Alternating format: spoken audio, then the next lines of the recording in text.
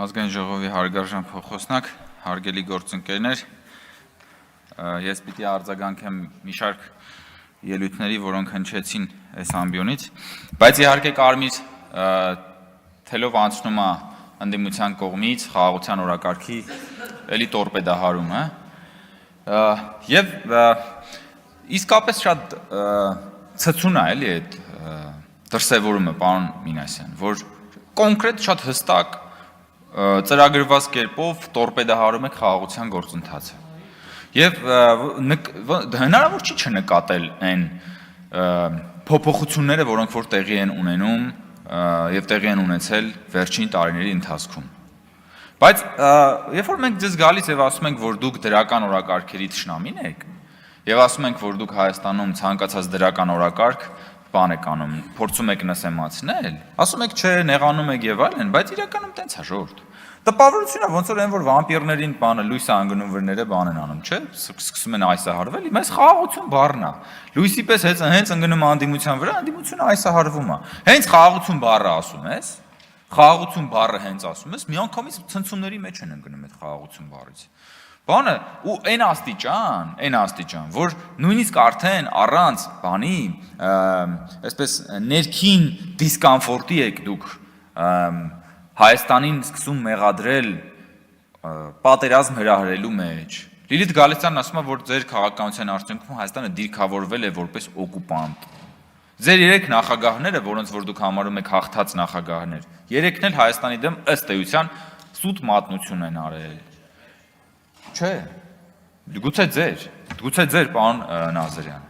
3 Հայաստանի Հանրապետության 3 նախագահները՝ Լևոն Տեր-Պետրոսյան, Ռոբերտ Քոչարյան, Սերժ Սարգսյան, սուտ մատնություն են կատարել Հայաստանի Հանրապետության դեմ, 3-ն էլ ըստ էության մեղադրելով Հայաստանի Հանրապետությանը պատերազմ սկսելու մեջ։ Ինչ է սա, ժողովուրդ։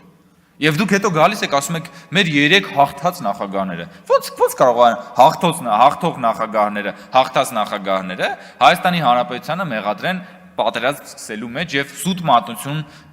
իրականացնեն Հայաստանի Հանրապետության դեմ։ Կամ բանը, պարոն Մինասյան, նաև դուք կարծեմ ասեցիք, որ ասում եք լավ է, որ դաշնակցության մասին խոսում եք, դաշնակցությանը բան եք անում վերլուծում, իհարկե, որովհետև բազմաթիվ անգամ ասել ենք, որ հայ քաղաքական մտքի մեջ վերջին 100-ամյակի ընթացքում դոմինանտը եղել է դաշնակցականությունը։ Եվ ես անձամբ նաև մի քիչ ուրիշ բառապաշարով միշտ ասել եմ, որ դա այսօրվա իրականության մեջ 21-րդ դարում 2025 թվականին դա քաղաքական հայդուկություն է եւ դուք միշտ ասում եք ղեկ ասում եւ այլն, բայց նայեք, ախր պրոբլեմն է, որ դա պրոբլեմը գիտեք որն է, որ դաշնակցության այդ ավանդական ընկալումը, որը որ դուք չեք փորձում մի քիչ բան անել, ինքնահայեցման միջոցով update անել։ Այդ ավանդական ընկալման մեջ կոնֆլիկտը պետք է հասկանում եք, կոնֆլիկտը անհրաժեշտություն է, որովհետեւ պիտի լինի կոնֆլիկտ, որի պայմաններում դու ազատագրվես անընդհատ։ Պիտի դու լինես կապանքների մեջ, որպեսզի դու ազատագրման հավերժական փնտրտուքի եւ պայքարի մեջ լինես։ Հենց որ դու ասում ենք, որ վերջ, այլևս խաղաղություն է, ձեր ինքնությունը փլվում է, պարոն Մինասյան։ Այդ է պրոբլեմը, որ դուք ասում եք, դուք մեզանից գողանում եք մեր ինքնությունը, ստացվում է, որ խաղաղությունը ձեզանից գողանում է ձեր ինքնությունը, որովհետեւ ձեր ինքնությունը կոնֆլիկտն է։ Որովհետեւ հենց այդ եմ ասում, որ դուք հիմա գալիս եք 2025 թվականին սուրը ճոճելով խաղաղության դեմ կռիվ եք տալի եւ դա քաղաքական հայդուկության վառ օրինակ է։ Ձեր սուրը դրեք Պատյանը, պարոն Մինասյան, այլևս ձեր կռիվն ավարտված է։ Ձեր կռիվը եթե անգամ ունեցել եք, եղել է ուրիշ ժամանակներ, ուրիշ իշխանությունների դեմ, բայց նույնիսկ դաշնակցության դասականներն են ընդունել, որ այնուամենայնիվ պետք է գնալ ինքնահայեցման ճանապարհով։ Ես օրեր առաջ Քաջազնունու հայտնի գրքից մեջբերում արեցի։ Դաշնակցությունն այլևս անելիք չունի։ Դուք ընդհանրապես միշտ սիրում եք կարդալուց խոսալ պատմական գրականությունից, բայց այսպես հնարամտորեն շրջանցում եք Քաջազնունուն, հնարամտորեն շրջանցում եք նույն Լեոին, խի եք շրջանցում։ Բայց խի դուք ինքնահայեցման այդ բանը չեք, ջանքը չեք գործադրում, պարոն Մինասյան եւ հարգելի դաշնակցականներ, մյուսներին էլ աղված, ուղղակի ամենաագրեսիվները այստեղ նստած չեն, զարմանալի է։ Ինչի չեն այստեղ նստած։ Այսինքն պրոբլեմը գիտեք որն է դաշնակցականության կոնտեքստում ձեր ինքնությունը ինքնաբավ չի, այսինքն պիտի լինի միշտ մեկը, որի դեմ դու անպայման պիտի մղես ինչ որ մի կռիվ, ցանկալի է այդ կռիվը լինի անհեռանկարային, Ցանկալի է որքան հնարավոր է դա լինի պատմական, դեպի անցյալ ուղղված, որ չլինի չափելի, հասկանալի, որպեսզի հավերժ հնարավոր լինի գնալ մարդկանց ասել, գիտեք, մեր ընդհանուր ազատագրության համար այսքան փող է պետք։ Որ գնանք զենք առնենք, որ գնանք կամավորական ջոկատներ առնենք, որ գնանք գույք առնենք, որ գնանք երեգիտե պասվեց։ Մի հատ խնդրում եմ արձագանքեք, դուք հայտարարագրում ձեզ ներկայացրել եք, որ ընդամենը 1 միլիոն թե 1.5 միլիոնի նվիրատվություն եք ստացել բնամթերքով։ Եվ միևնույն ժամանակ ունեք 70 քանի հատ գույք, որը սպասարկում եք։ Մի հատ կարակ դրանց, չէ, դուք անձամբ չէ։ Խոսքը բանի մասն է, դաշնակցության մասին է։ Խոսքը դաշնակցության մասին է, պարոն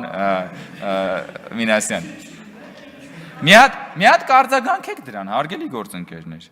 Մի հատ կարձագանքեք դրան, որովհետև դա լրջագույն, հատկապես երբ որ դուք քննադատում եք մեզ, մեր նվիրատուների եւ այլնի մասով, շատ լավ, մի հատ անպայման բան արեք։ Կամ երեք էլի քննարկվեց դրա մասին եւ վարչապետը այդ մասին ասաց։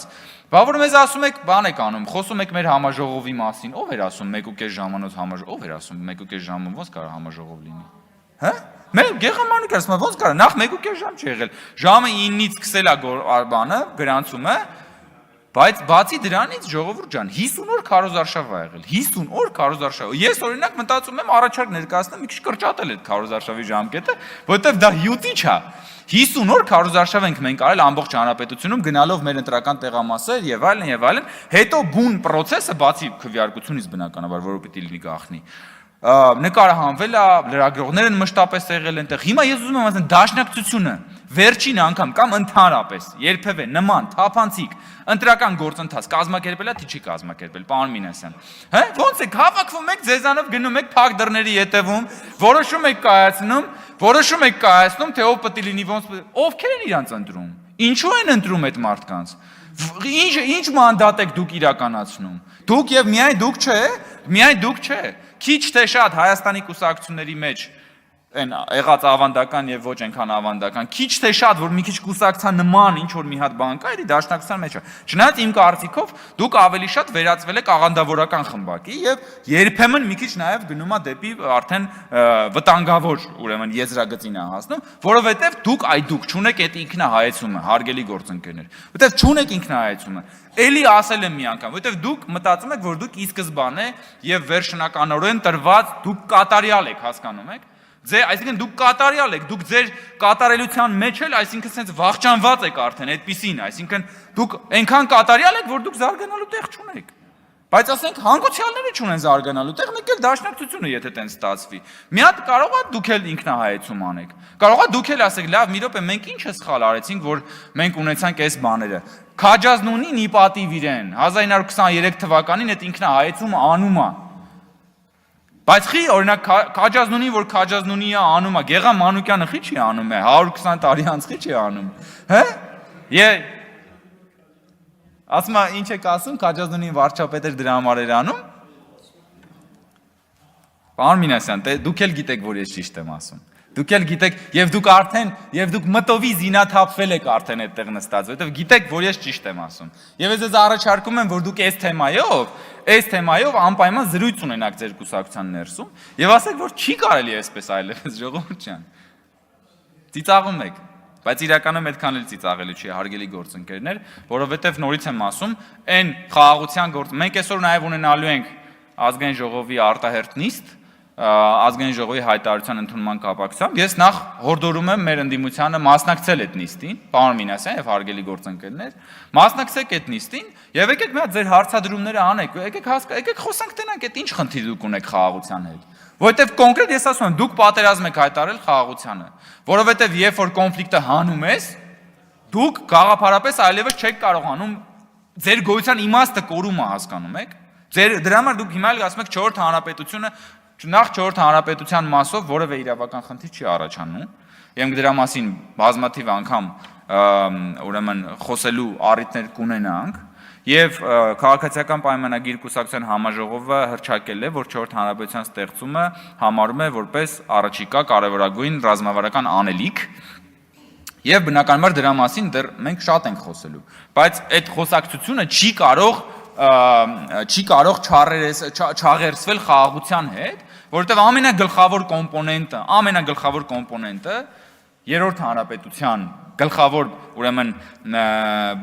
բաղադրիչը, որ դուք դրել եք այդ հանրապետության ներքո, դա եղել է կոնֆլիկտը։ Որովհետև կոնֆլիկտագեն է եղել այդ ամենը, որովհետև կոնֆլիկտից դուրս Հայաստանի Հանրապետությունը դուք չեք պատկերացրել։ Հիմա մենք ասում ենք, որ կոնֆլիկտը մնացել է անցյալում, որ հաստատվել է խաղաղություն, այդ խաղաղությունը մի օրում չի կայացվելու, այդ խաղաղությունը մենք բոլորով պիտի կառուցենք եւ դա ջանք ու ճանապարհ է պահանջում, եւ ես բնականաբար ձեզ նաեւ առաջարկում եմ, որ գաք մասնակցեք արտահերտ նիստին ու այդտեղ ավելի կոնկրետ քննարկենք այդ հարցը։ Շնորհակալություն։